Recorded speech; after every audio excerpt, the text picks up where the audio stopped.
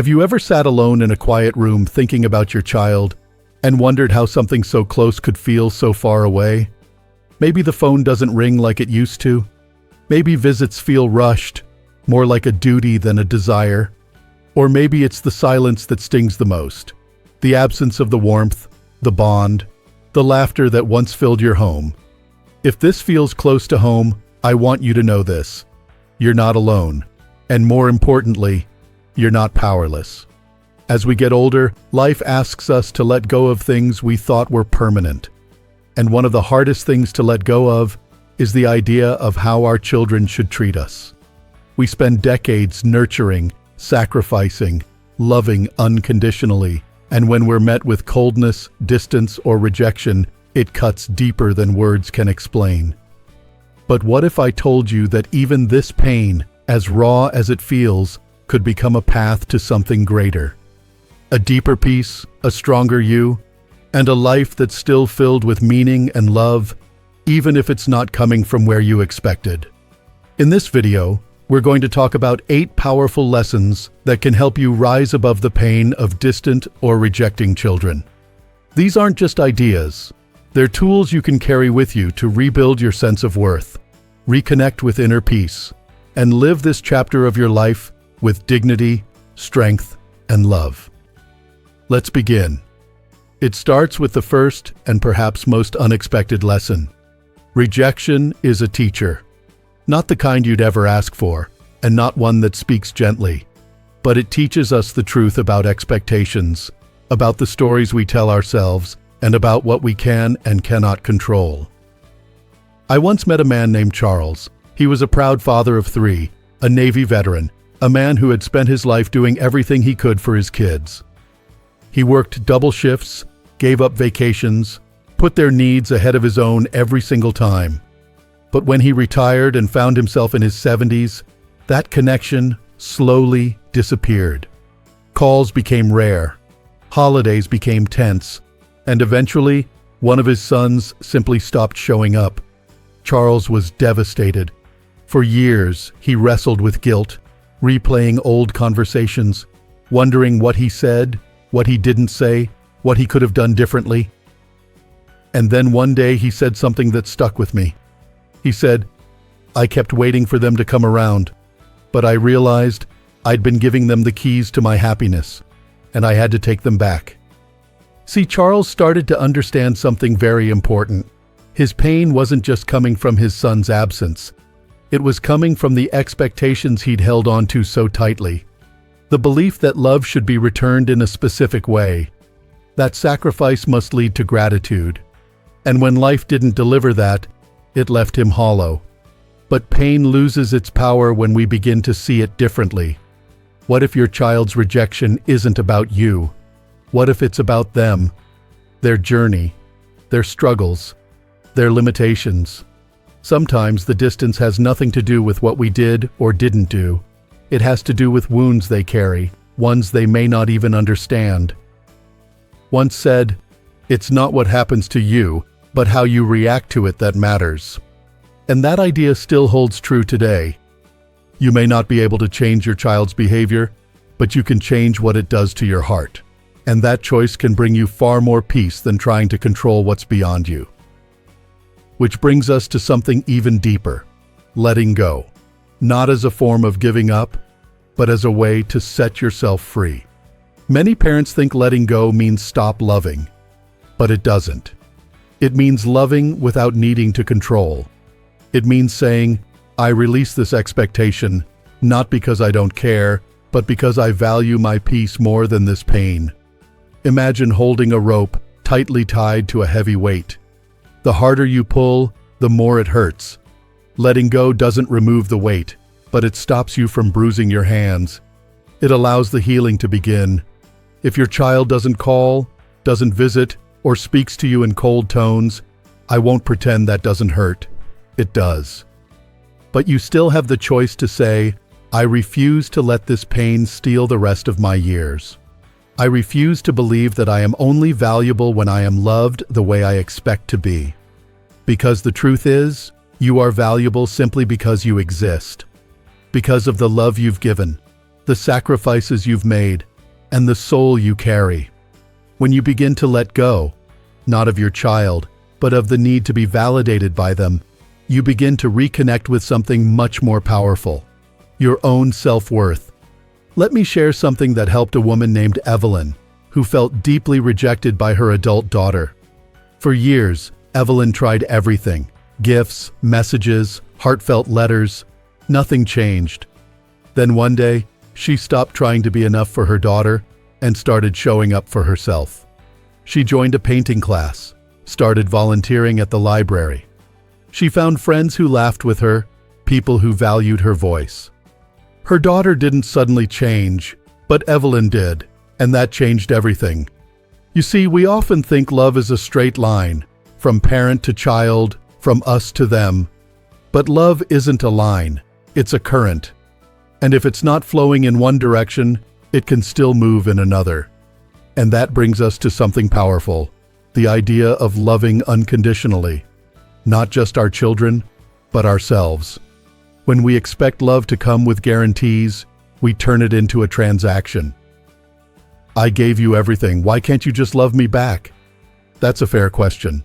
But unconditional love doesn't ask for payment. It simply is. And when you offer that kind of love to others, and especially to yourself, you create space for healing. It's not about saying, what you did is okay. It's about saying, I choose not to let bitterness define me. That's strength. That's grace. That's freedom. You are not here just to suffer silently. You are here to live, to breathe, to rediscover joy in ways you may have forgotten. Whether it's through a new hobby, a long walk in nature, a shared smile with someone who sees you, you still have love to give and love to receive. Let's take a breath here. Deep in, slow out. What you've been through is hard. No one's denying that. But you are still standing, still searching. And that means your story isn't over. It's just turning a page. Keep that thought in your heart as we continue, because what comes next may just help you see this journey in a brand new light.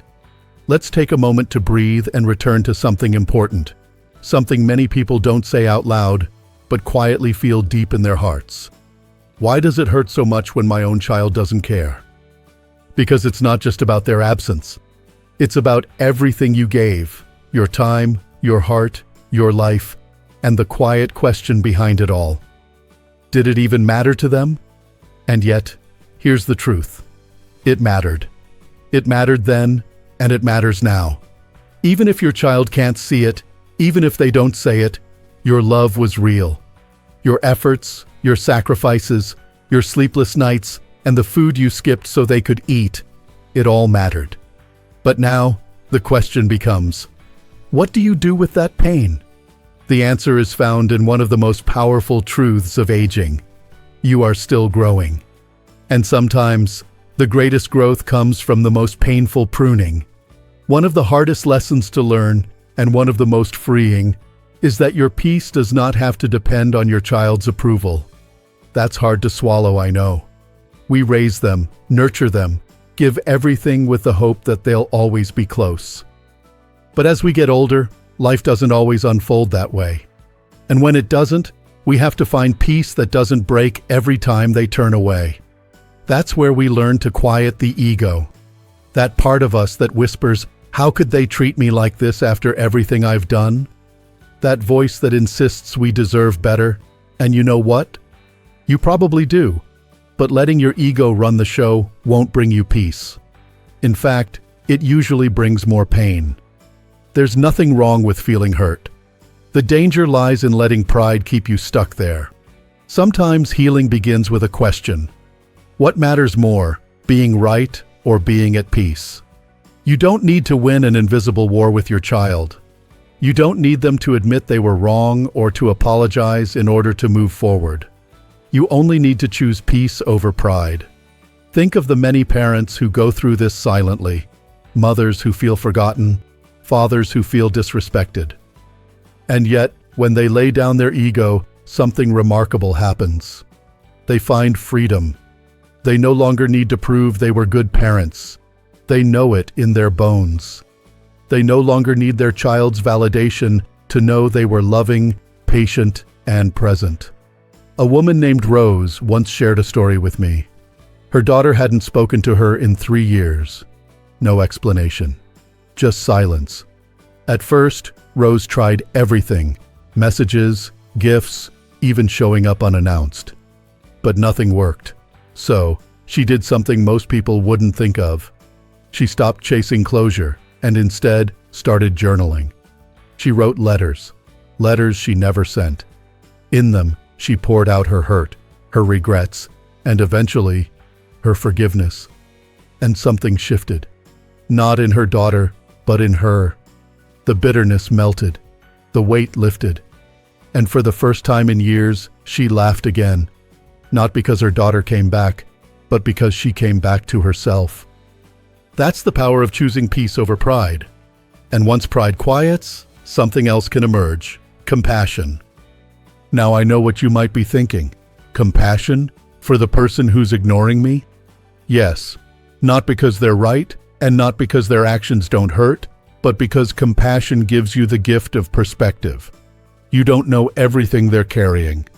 Maybe they're overwhelmed. Maybe they're wounded in ways you never saw. Maybe they don't know how to show love. That doesn't excuse their behavior, but it explains why compassion is so powerful. It helps you stop personalizing the pain. Just like storms pass over mountains without shaking their core, you can learn to hold steady in the storm of someone else's behavior. Compassion says, "I don't know what you're going through, but I wish you healing anyway." It's one of the most freeing things you can offer, not just for them, but for yourself. Because here's a truth many people never realize. Holding on to anger is like drinking poison and hoping someone else gets sick. You deserve more than that. You deserve freedom, and you get to choose it. That brings us to something even deeper. It's what I call imperturbability. It's a big word with a simple meaning: calm that doesn't break easily. When people judge you, when they say things like, "Why don't your kids come around?" or "You must have done something wrong," you don't have to let those words take root. You don't owe anyone an explanation for your pain. You don't need to defend yourself against opinions that don't come from love. The truth is, most people have no idea what your story is. They haven't lived your life. They didn't see your tears behind closed doors or feel your worry when your child was sick at 2 a.m. Their judgment says more about them than it does about you. So, when those looks come, when those questions sting, try this simple phrase: "They don't know everything about me, and that's okay."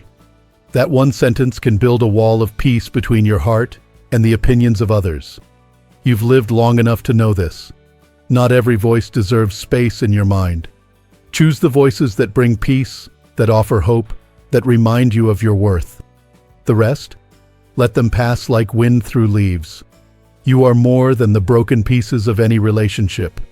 You are a whole person, with a full life still ahead. Yes, your heart has been bruised, but it still beats, and it still has love to give. So, give it. Not just to your children, especially if they aren't ready to receive it, but to yourself, to your friends, to your passions, to the small joys you may have forgotten. Plant flowers. Sing out loud in the car. Start a new recipe. Send a letter to someone who will write back. Every act of love you give to the world is proof that you are still here, still growing, still capable of joy. Take a deep breath with me. In and out. You are not defined by who walks away from you. You are defined by the grace with which you keep walking forward. Let's keep going. If you've made it this far, I want to take a moment to say something very important. I see you. Maybe we've never met, but if you're here, still listening, still open to healing, still choosing hope over despair, then I see someone strong. Someone who's not ready to give up on themselves, no matter how painful the journey has been. We've talked about learning from rejection, quieting the ego, finding peace beyond the judgment of others. But there's something that often lingers even after we've let go of the anger. It's the weight of resentment. Resentment is like a heavy backpack you didn't realize you've been carrying. At first it feels justified. You tell yourself, "They hurt me. They turned their back on me. I have a right to feel this way." And yes, you do. But the longer you hold on to that resentment, the more it steals from your present. It clouds your thoughts. It hardens your heart. And the worst part? It keeps you tied to the very pain you want to be free from. So how do you put the backpack down? You begin with forgiveness, not for them, but for you. For forgiveness is not weakness. It's not saying what they did was okay. It's saying, I refuse to let this define my life any longer. You forgive to free yourself from the prison of bitterness. You forgive because carrying anger for years is exhausting. And you've carried enough. For forgiveness doesn't mean you forget. It doesn't mean you don't feel the sting. It means you choose not to carry that sting into every new day. It means you say, this pain ends with me. A man named Henry once told me, I didn't forgive my son because he asked for it. I forgave him because I was tired of waking up angry. And it changed him.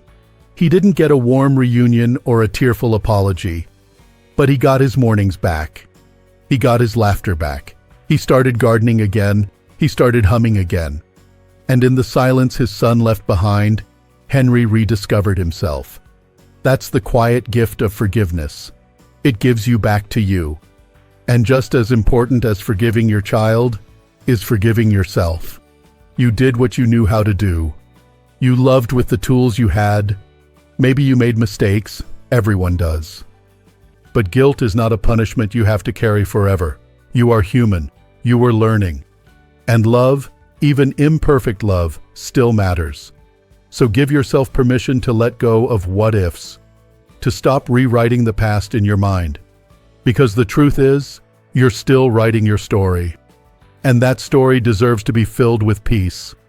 As your heart softens, something amazing begins to happen. You start to feel space again, room to breathe, to dream, to feel love without pain. And that's when the next lesson appears. The blessing of redirecting your love. Think about it. All the love you've held, all the affection and support you wanted to give. What happens when there's no one on the other end to receive it? You don't have to let it die. You can give it a new home. Your love is energy. And energy doesn't disappear. It transforms. If your child has stepped away from your life, that doesn't mean your love loses purpose. It just needs somewhere else to go.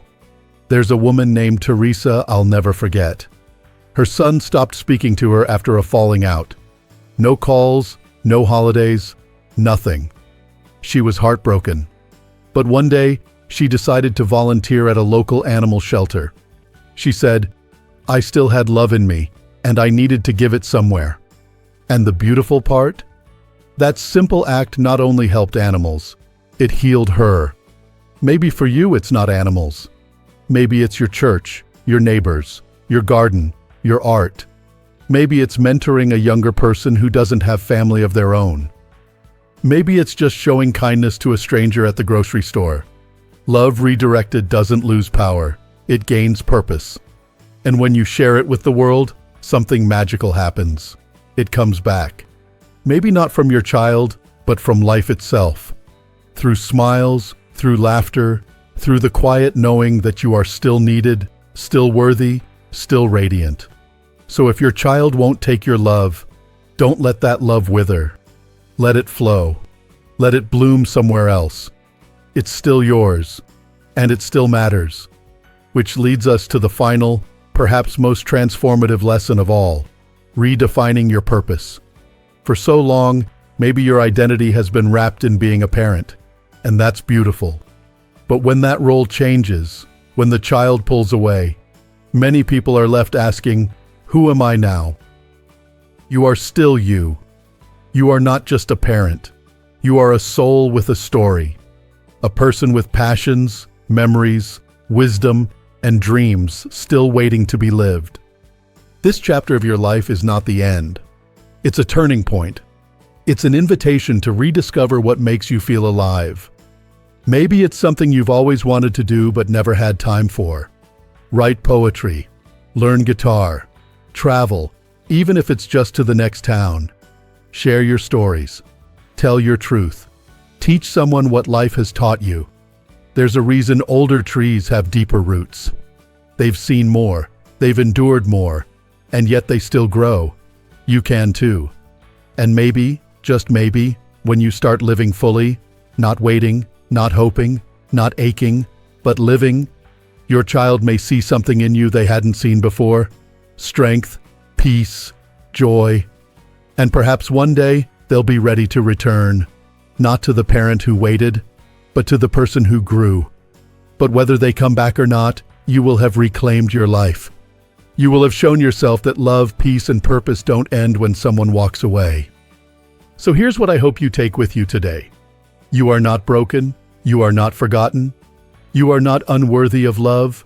You are growing. You are healing. You are becoming someone wiser, kinder, and more alive than you've been in years. If this message has touched your heart, I'd love to hear from you in the comments. Share your story or simply write the words, "I choose peace." Let me know where you're watching from, and let's remind each other, we're not alone. And if you found value in this video, please give it a thumbs up and subscribe to Strong Elderly Life. This channel is here to walk with you, to lift you up, and to help you live this stage of life with courage, clarity, and compassion. Here's to living with grace no matter who walks beside you. Here's to love that flows freely, purpose that endures, and peace that begins within. Here's to you, still growing, still shining, and still here. I'll see you in the next video.